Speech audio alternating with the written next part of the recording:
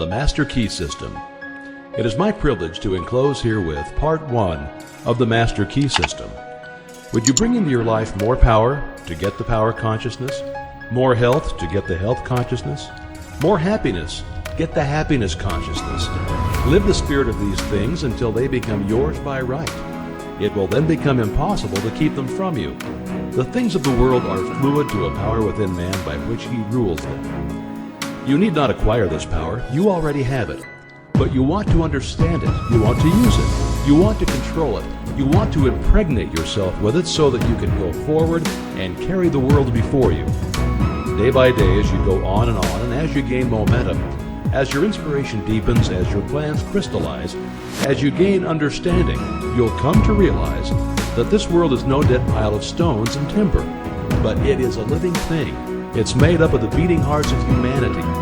It is a thing of life and beauty. It is evident that it requires understanding to work with material of this description, but those who come into this understanding are inspired by a new light, a new force. They gain confidence and greater power each day. They realize their hopes and their dreams come true. Life has a deeper, fuller, clearer meaning than ever before. And now, Part 1. Chapter 1. That much gathers more is true on every plane of existence, and that loss leads to greater loss is equally true. Mind is creative, and conditions, environment, and all experiences in life are the result of our habitual or predominant mental attitude. The attitude of mind necessarily depends upon what we think. Therefore, the secret of all power, all achievement, and all possession depends upon our method of thinking. This is true because we must be before we can do, and we can do only to the extent which we are, and what we are depends upon what we think. We cannot express powers that we do not possess. The only way by which we may secure possession of power is to become conscious of power, and we can never become conscious of power until we learn that all power is from within. There is a world within, a world of thought and feeling and power, of light and life and beauty. And although invisible, its forces are mighty. The world within is governed by mind. When we discover this world, we shall find the solution for every problem, the cause for every effect, and since the world within is subject to our control, all laws of power and possessions are also within our control. The world without is a reflection of the world within. What appears without is what has been found within. In the world within may be found infinite wisdom, infinite power, infinite supply of all that is necessary waiting for unfoldment, development, and expression. If we recognize these potentialities in the world within, they will take form in the world without. Harmony in the world within will be reflected in the world without by harmonious conditions, agreeable surroundings, the best of everything. It's the foundation of health and a necessary essential to all greatness, all power, all attainment, all achievement, and all success. Harmony in the world within means the ability to control our thoughts and to determine for ourselves how any experience is to affect us. Harmony in the world within results in optimism and affluence. Affluence within results in affluence without. The world without reflects the circumstances and the conditions of the consciousness within. If we find wisdom in the world within, we shall have the understanding to discern the marvelous possibilities that are latent in the world within, and we shall be given the power to make these possibilities manifest in the world without. As we become conscious of the wisdom in the world within, we mentally take possession of this wisdom, and by taking mental possession, we come into actual possession of the power and wisdom necessary to bring into manifestation the essentials necessary for our most complete and harmonious development. The world within is the practical world in which the men and women of power generate courage, hope, enthusiasm, confidence, trust, and faith by which they are given the fine intelligence to see the vision and the practical skill to make that vision real. Life is an unfoldment, not accretion. What comes to us in the world without is what we already possess in the world within. All possession is based on consciousness. All gain is the result of an accumulative consciousness. All loss is the result of a scattering consciousness. Mental efficiency is contingent upon harmony. Discord means confusion. Therefore, he who would acquire power must be in harmony with natural law. We are related to the world without by the objective mind. The brain is the organ of this mind, and the cerebrospinal system of nerves puts us in conscious communication with every part of the body. This system of nerves responds to every sensation of light, heat, odor, sound, and taste. When this mind thinks correctly, when it understands the truth, when the thoughts sent through the cerebrospinal nervous system to the body are constructive, these sensations are pleasant and harmonious. The result is that we build strength, vitality, and all constructive forces into our body. But it is through this same objective mind that all distress, sickness, lack, limitation, and every form of discord and inharmony is admitted into our lives. It is therefore through the objective mind by wrong thinking that we are related to all destructive forces. We are related to the world within by the subconscious mind. The solar plexus is the organ of this mind.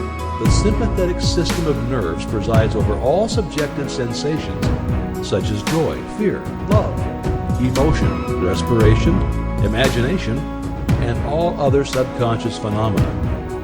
It is through the subconscious that we are connected with the universal mind and brought into relation with the infinite constructive forces of the universe.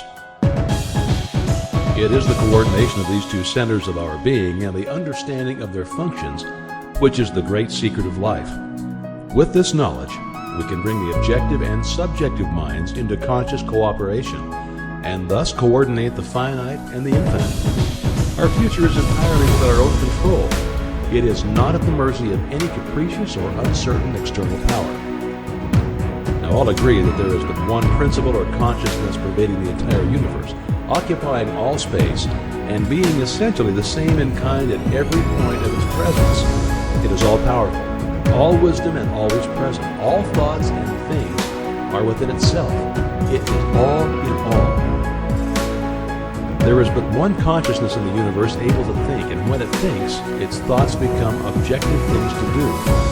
As this consciousness is omnipresent, it must be present within every individual.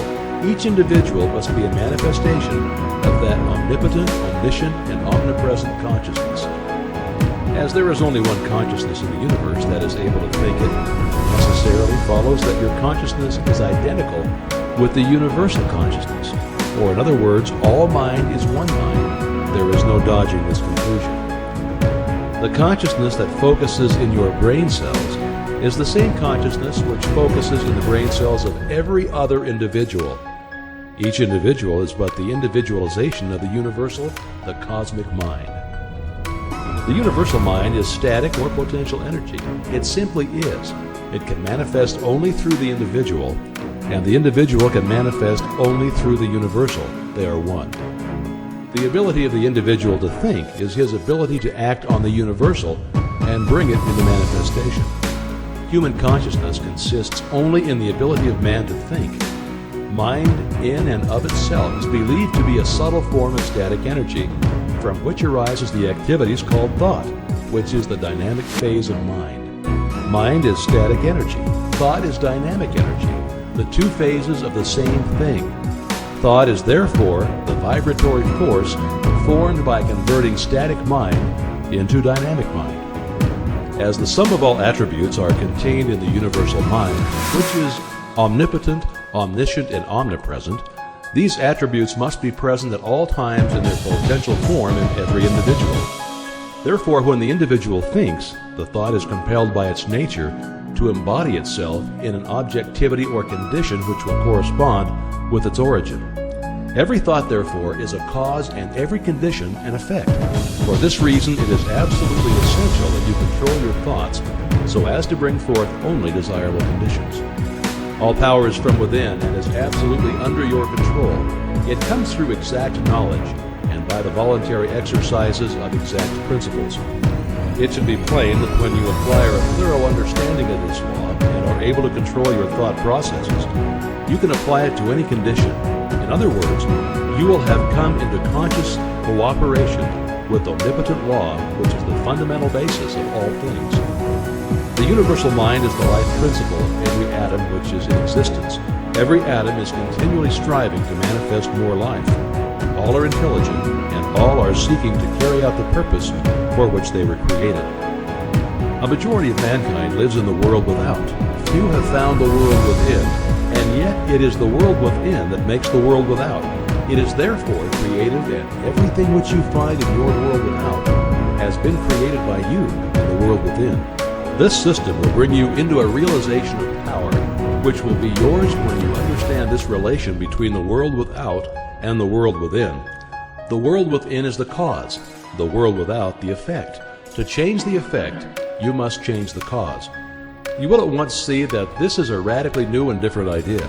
Most men try to change effects by working with effects. They fail to see that this is simply changing one form of distress for another. To remove discord, we must remove the cause, and this cause can be found only in the world within. All growth is from within. This is evident in all nature.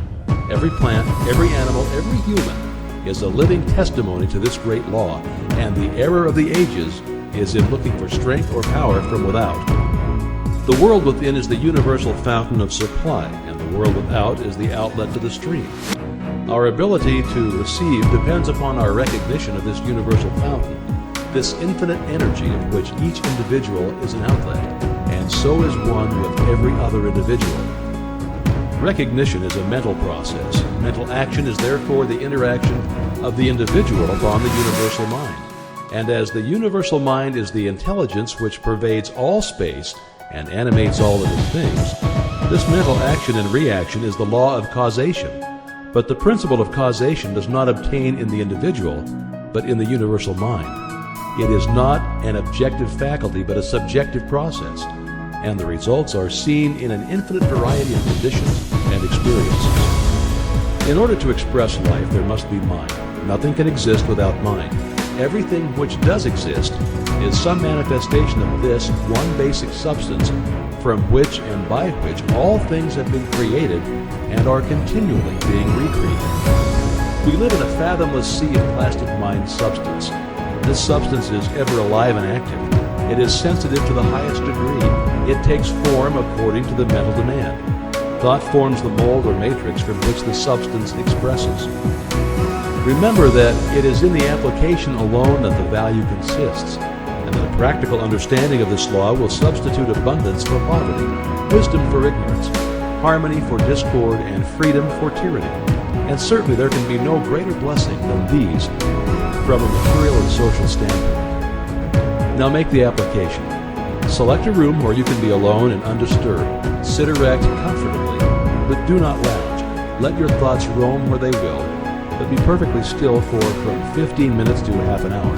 Continue this for 3 days or 4 days, or for a week until you secure full control of your physical being. Many will find this extremely difficult. Others will conquer with ease. But it is absolutely essential to secure complete control of the body before you are ready to progress. Next week, you'll receive instructions for the next step. In the meantime, you must have mastered this one. Here's the big challenge of life. You can have more than you've got because you can become more than you are. That's the challenge. And of course, the other side of the coin reads, unless you change how you are, you'll always have what you got. I have found in my experience that income does not far exceed personal development. Now, sometimes income takes a lucky jump, but sure enough, unless you grow out where it is, it'll usually come back where you are. Life has strange ways. If somebody hands you $1 million, best you become a millionaire quickly, so you get to keep the money. Otherwise, sure enough, it'll disappear. Somebody once said, if you took all the money in the world, divided it up equally among everybody, it would soon all be back in the same pockets. Incredible. Success is something you attract, not something you pursue. Success is looking for a good place to stay. So instead of going after it, you work on yourself. Personal development. See, the major question to ask on the job is not what are you getting? The major question to ask on the job is what are you becoming? See, the big question is not what am I getting paid here? The big question is what am I becoming here? Because true happiness is not contained in what you get. Happiness is contained in what you become. So that's our major subject for tonight, personal development. Of all the assignments Mr. Shoaff gave me at age 25, this was probably the most difficult. In fact, I'm still working on this one. I think it's an unending challenge to see what you can become. The next subject is called Basic Laws. And it's good to study the basics. And I call these basics primarily because they come from the Bible. Now, I'm not a theologian or a minister, and that'll be apparent. But Mr. Shoaff taught me that the Bible was a good textbook for ideas and stories and success equations, how to live the better life. I found out that was true. He also taught me that the Bible is as practical as it is spiritual, and I found out that's true. If you look at your bank account and your income and you're not happy, there are several places in the Bible to check to see what the heck's wrong so you can make the changes. And we're going to cover some of those tonight, called basics. Okay. The next subject is my favorite, setting goals. Mr. Shoaff taught me how to set goals. What a favor that was. One morning at breakfast, shortly after I met him, he said, Jim, let me see your current list of goals, and let's go over them and talk about them. He said, maybe that's the best way I can help you get a better direction started. And I said, I don't have a list. He said, well, is it out in the car or home somewhere? I said, no, sir. I don't have a list anywhere. He said, well, young man, that's where we got to start. He said, I can tell you right now, if you don't have a list of your goals with you, he said, I can guess your bank balance within a few $100s. Which he did. And that got my attention. I said, you mean my bank balance would change if I had a list of goals? He said, drastically. That day I became a willing student how to set goals. And sure enough, learning how to set goals changed my life. And I often wondered why no one had ever taught me how to set goals up until age 25. I went to high school, but if they offered it, I missed it. I went to college for a year, never heard it. I worked for Sears. Really? And to my knowledge, Sears never taught it. Right? How to set goals. So here I am, age 25, married, my family's starting, I've been to college, I'm working, and I still don't know how to set goals. But fortunately, when I was 25, I met the man who taught me how, and it revolutionized my whole life. Economically, socially, personally, it's incredible. So I want to share with you tonight what Mr. Shoaff shared with me, how to set goals. It can be a life changer. Okay. The next subject is the negative part of the seminar. Life is part negative, so we got to talk about the negative. And this subject is called diseases of attitude. Diseases of attitude. There's a lot of things that can wreck your chances to do well. We live in a rather dangerous world, so you've got to be not only wise, you've got to be careful. Now, attitude diseases are just as bad as physical diseases, right? High blood pressure, heart trouble. I mean, a lot of things lace your chances to do well. So you've got to be careful. And attitude diseases are deadly. I mean, they'll destroy all the good things you start. Okay? So we'll go through those attitude diseases, how to spot them, how to look for them, what they are, and the cure. And I'm a pro on these because I've had them all, so I can give you excellent advice on these. Now, the last subject we're going to consider tonight is called the day that turns your life around. The day that turns your life around. And under this subject, we're going to talk about the emotions that can change your life. Human beings are emotional creatures. And emotions are powerful for life change. Now, of course, emotions are so powerful they can go either way on you. Emotions can either build or destroy. So you really have to employ emotions properly. We call civilization the intelligent management of human emotions. If you can intelligently apply your emotions in the right direction, no telling what can happen. Could turn your life around one day would be sufficient. So we'll talk about those. Okay. Now that's a lot to cover in one evening.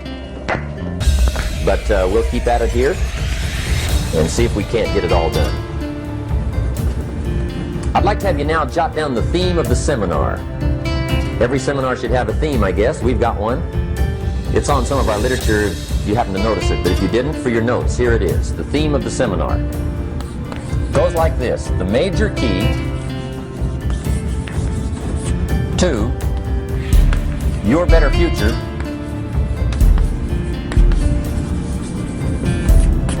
is you. That's the theme of our seminar tonight. The major key to your better future is you. And I'd like to have you underline two words just to give it some added punch. Underline the word major and the word you, so that it reads, the major key to your better future is you. Now, my first suggestion is transfer this to a card or something where you can put it up, where you can see it every day. Preferably put it up where you can see it at the beginning of the day, before you go off to put the day together. This is a good phrase just to glance at, to keep in mind as you're putting the day together. It's called the silent seminar. If you'll just let this talk to you during the day, I found it to be tremendously helpful. The major key to your better future is you. For a big share of my life now, I didn't have this one quite figured out, among a lot of things I didn't have quite figured out. Many things used to puzzle me back in those early days. I used to wonder why two people could work for the same company, one make twice as much money. Now see, that used to puzzle me. And maybe they were the same age, graduated from the same school, live in the same community, work for the same company, with the same products and the same services. They've got the same traffic, the same problems, and one makes $1,000 a month, the other one makes $2,000 a month. Now that was my puzzling question. Why would this long list be the same and the money twice as much? I asked, what's the difference between $1,000 a month and $2,000 a month? And I don't mean $1,000 a month, right? I could figure that out. But what makes the difference? Why would one person do twice as well, 3 times as well? Speaking economically. Now, I know there's more than one way to do well. I understand that. But in this little narrow area called compensation, what's the difference? Well, back then, with my faulty thinking, I'm trying to reason it out. I thought, well, maybe time makes some of the difference, right? Some people do better because they have more time. I used to say, Harold ought to be able to do well. He's got a lot of time. If I had all of Harold's time, I could do well. Now, that's got to be dumb, right? Number one, you can't get somebody else's time. A guy says to me one time, he says, you know, if I had some extra time, I could make some extra money. I said, then forget it. There isn't any extra time. Hey, when the clock strikes 12 midnight, that about wraps it up, right? I mean, you can look around the gongs there for a little more, but it's over. You say to the guy, what are you doing? He says, I'm looking for extra time. See, they'll come and take you away, right? There isn't any more time. Now, if you can't get more time, which you can't, what could you get more of that would make a difference in economic results? And here's the key word. Make it a part of your notes. We're going to consider it tonight. The word is value. And I have a little phrase for your notes. Value makes the difference in results. Value makes the difference. You can't get more time, but you can create more value. Now, here's the first lesson of economics. Everybody should learn it from the time they're old enough to understand what a dollar means, how to earn one, how to get one, how to keep one, what to do with it. First lesson of economics. We primarily get paid for value. That's lesson 1. Bringing value to the marketplace, that's how you get paid. You don't get paid for the time. I know it takes time to bring value to the marketplace, but you get paid for the value, not the time. Now, since that's true, here's one of the key questions of the evening. Is it possible to become twice as valuable at the marketplace and make twice as much money in the same time? Could you become 3 times as valuable? Make 3 times as much money in the same time? Is that possible? The answer is yes, if. And it's always if, right? Life is known as the big if. Harry Truman once said, life is iffy. How true.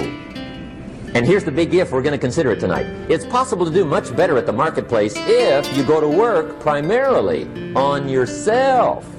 And that's the theme of our seminar tonight. Learning to work primarily on yourself.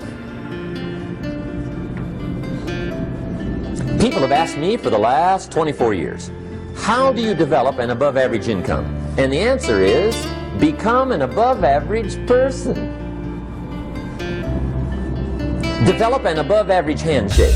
Some people want to be successful, they don't even work on their handshake. As easy as that would be to start on. They let it slide, they don't understand. Develop an above average smile. Develop an above average excitement. Develop an above average interest in other people. Develop an above average intensity to win. See, that'll change everything. Probably one of the most frustrating experiences in life is looking for an above average job with above average pay without becoming an above average person. It's called frustration.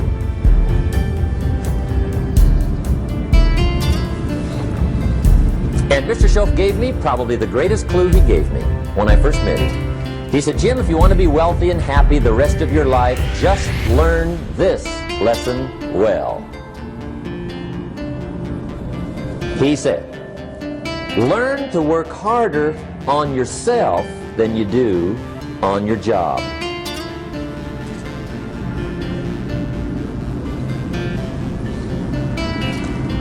Then Mr. Shoaff gave me probably one of the most important clues among so many things he taught me, but this was in those early days. Mr. Shoaff was very kind, but he was also very abrupt. And he had these interesting questions to ask. I'm giving him a little rundown one day on how things hadn't worked out for me. He said, Mr. Owen, I've got the answer for you if you will listen carefully. And listen carefully I did that day and for the next 5 years. If somebody's wealthy and happy, you've got to listen. He said, Jim, I've only known you a short time. But he said, it's already my honest opinion that for things to change for you, you've got to change. That wasn't quite the answer I was looking for. But that's the answer he gave me, and I pass it along to you on this warm summer evening in Anaheim, California, 1981. For things to change for you, you've got to change. Otherwise, it isn't going to change. Before I met Mr. Shoaff, I used to say, I sure hope things will change. Right? That seemed to be my only hope. If it isn't going to change, I'm in serious trouble. And then I discovered it isn't going to change, so I'm in serious trouble.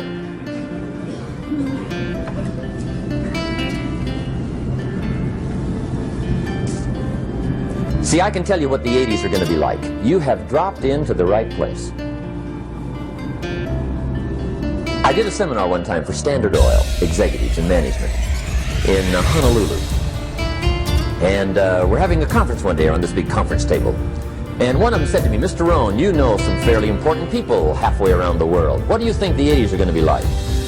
I said, gentlemen, I do know the right people. I can tell you. So they all listened very carefully. And I said, gentlemen, based on my wide experience, I can really honestly say to you, in my opinion, in the 80s, it's going to be about like it's always been. Aren't you glad you came? That's inside. I don't pass that around just everywhere. Now, of course, I said that to make a point, but I also said it because it's accurate. It's going to be about like it's always been. It isn't going to change. The tide comes in, and then what? It goes out. For 6,500 years that we know of, recorded history, and probably long before that. So it is not going to change. It gets light, and then what? It turns dark. 6,500 years. See, it's not likely to change. And we're not to be startled by that. If the sun goes down, the guy says, what's happened, what's happened? It means he hasn't been here long, I guess, right? It always goes down about this time. The guy says, well, I don't like that arrangement. Well, you got to talk to somebody besides me, right? It gets light, then it turns dark. In In rotation, the next season after fall is what? Winter. Pray tell, how often does winter follow fall? Every year regularly for the last 6,500 that we know of. See, it is not going to change. Now, some winters are long, and some are short, and some are hard, and some are easy, but they always come right after falls. It isn't going to change. Sometimes you can figure it out, sometimes there's no way to figure it out. Sometimes it goes well, sometimes it gets in a knot. Sometimes it sails along, sometimes it gets in reverse. See, that's not going to change. The last 6,000 years reads like this: opportunity mixed with difficulty. That's how it reads. It isn't going to change. The man says, well, if it isn't going to change, how will my life ever change? Answer, when you change.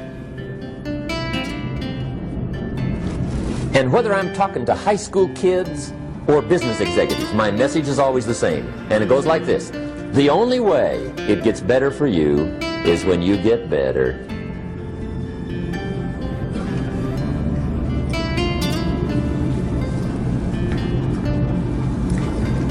Let me give you the 4 major lessons in life to learn. Here's 4 majors.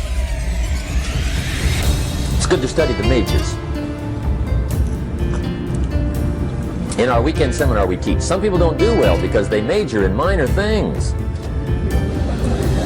You've got to be on the lookout. At the end of every week, end of every month, you've got to check, make sure you're not spending major time on minor things. Hey, we go through that whole series. Majors and minors. Now, let me give you 2 phrases before we get to the 4 majors. This will set it up and you'll see where I'm going. 2 key phrases for your notes. Here's the first one. Life and business is like the changing seasons. That's the first phrase. Life and business is like the changing seasons.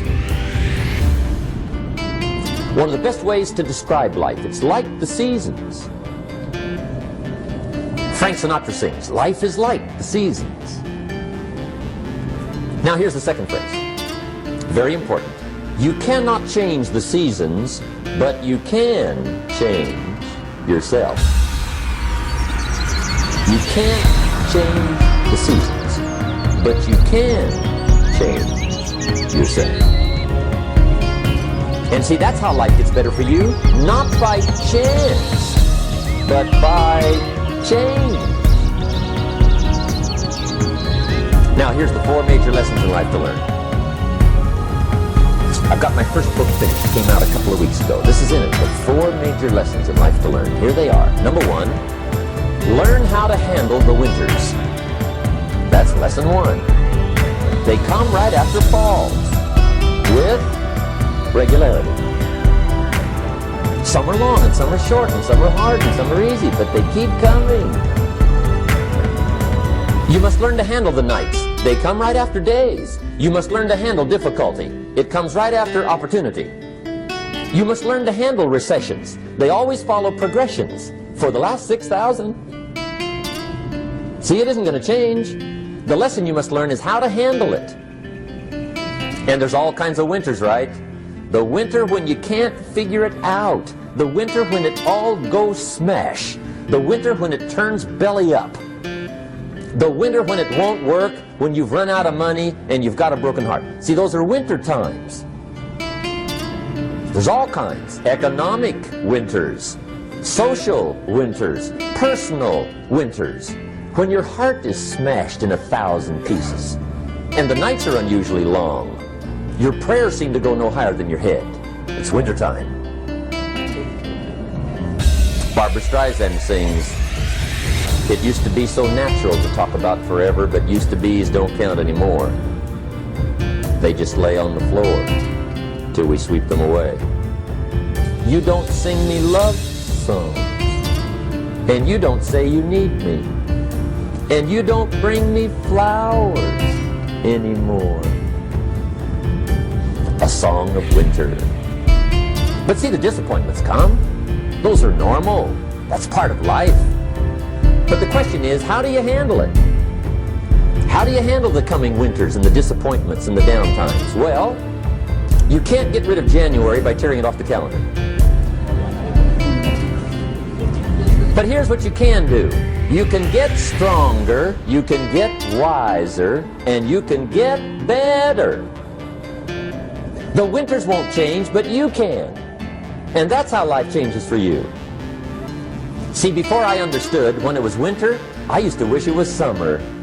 I didn't understand. When it was hard, I used to wish it was easy. I didn't know.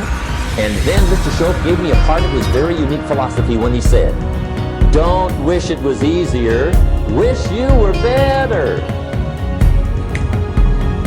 See, that triggered my whole life change. Don't wish for less problems, wish for more skills. Don't wish for less challenge, wish for more wisdom. That's the key.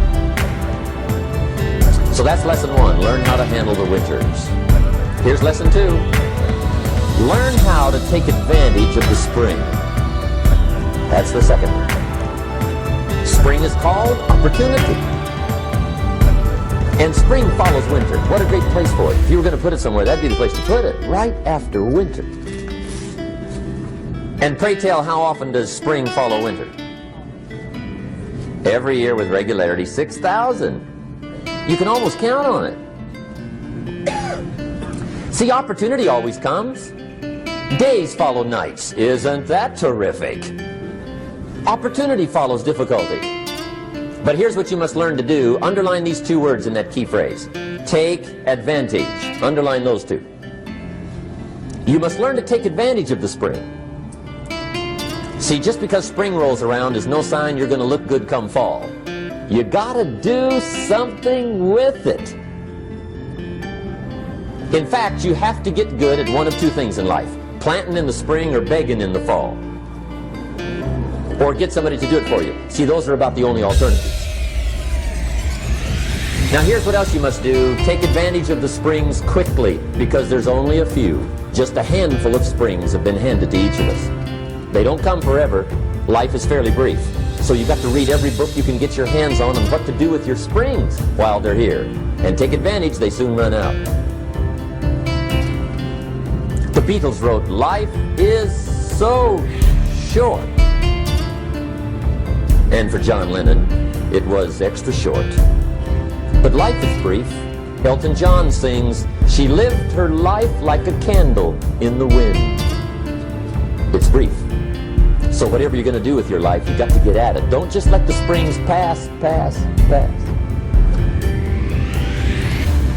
Here's the 3rd major lesson in life to learn. Learn how to protect your crops all summer. You got to take care of what you start. Sure enough, as soon as you've planted your garden in the spring, the busy bugs and the noxious weeds are out to take it. And here's the next bit of truth. They will take it unless you prevent it. And that's the 3rd major skill to learn. You've got to learn to prevent the intruder from taking all the good you start. It's one of the challenges. Here's 2 key phrases under number 3. First one, all good will be attacked. On this planet. Maybe not the next one we get to, but on this one, all good will be attacked. Every garden will be invaded. Not to think so is naive. And here's the second phrase. All values must be defended. Political values, social values, community values, family values, marriage values, friendship values, business values. Every garden must be tended all summer. 3rd major lesson. Now here's number 4. 4th major lesson in life to learn. Learn how to reap in the fall without complaint. Learn to reap come harvest time without complaint. Take full responsibility for what happens to you. It's one of the highest forms of human maturity, accepting full responsibility. It's the day you know you've passed from childhood to adulthood, the day you accept full responsibility. And another note, learn to reap in the fall without apology. Without apology if you do well, and without complaint if you don't. That's maturity. I used to have that long list of reasons why I wasn't doing well. To explain. You've got to explain, right? Otherwise you're going to look bad. I used to have this funny list called Reasons for Not Looking Good.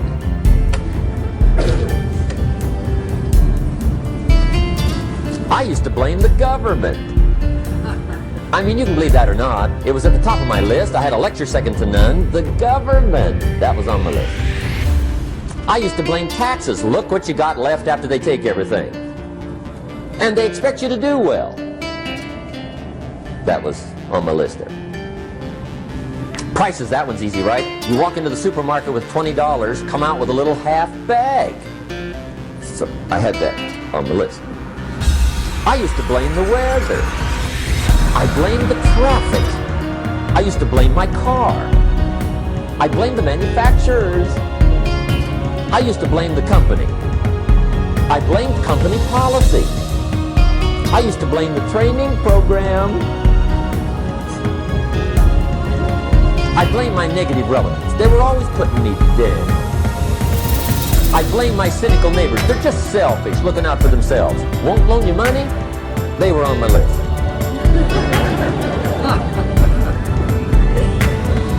I used to blame the economy. I blamed the community. That's a pretty good list for not doing well, isn't it? I thought it was good. I'll never forget one day, Mr. Schultz was very kind, but he was also very blunt. And this was no exception. And I'm glad he was blunt. There's a lot of things I'd have missed if he hadn't have been blunt. One day, with sort of a curious look on his face, he said, "Jim, just out of curiosity, tell me, how come you haven't done well up until now?" Excellent question. I thought, well, so I won't look too bad, I'll go through my list. And this list I just gave you, I put that on him. And he was very patient. He let me go through the whole thing, the government, the weather. I went through this whole thing. When I finished, he looked my list over very carefully. He said, "Mr. Rohn, big problem with your list. You ain't on it." How brilliant.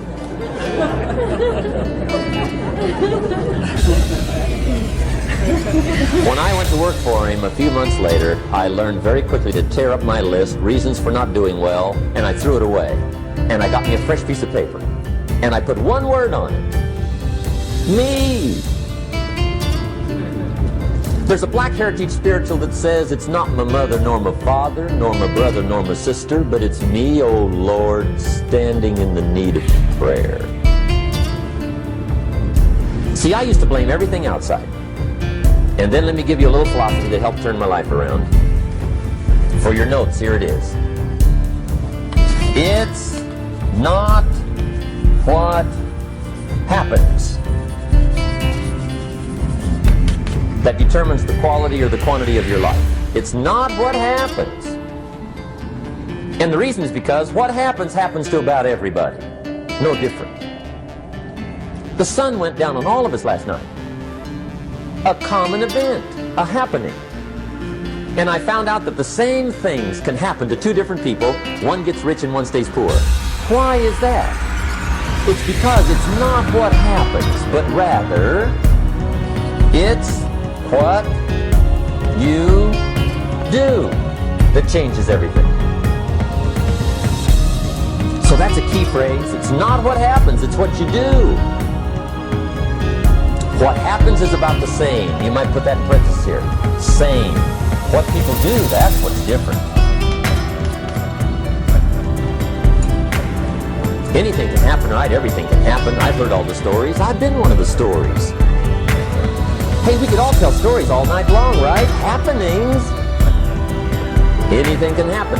Have you heard of Murphy's Laws? Anybody here heard of Murphy's Laws? Okay, most of you have. Murph had these laws. One of them was, if anything can go wrong, it will. That's one of Murphy's Laws. He was not one of the great positive speakers of the day. But anyway, It's still true though, right? Anything can go wrong, everything can go wrong. For sure. I've fallen out of the sky so many times. Once to the tune of a couple of million. Devastating. Took me a while to survive that one. Now, it wasn't all that much, but it was all I had. I mean, that's when it's much, right? When it's all you got. If you got 3, 2 go, you got 1 left, you ain't looking that bad. But when it all goes, has anybody been there when it all went? Anybody? Come on, the rest of you liars. Hey, we've all been there, right? When it all went. Of course, it used to be a long time ago, right? When you ran out of money, got to 0, you were all through. Heck, now you can whistle right on by 0, right? I mean, they will bury you. That's what they will do.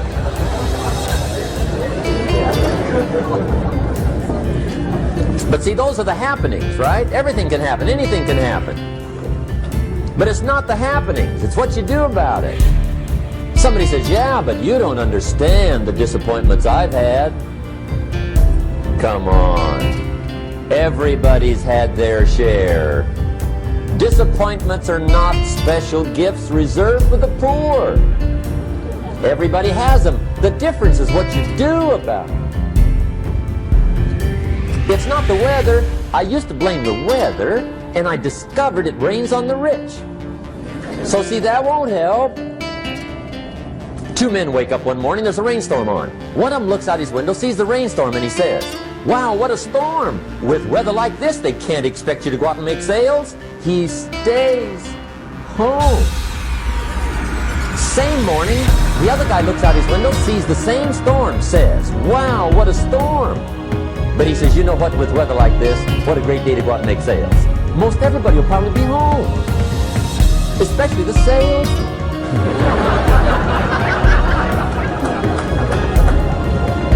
See, that's the difference in how your life works out. It's not what happens, it's what you do.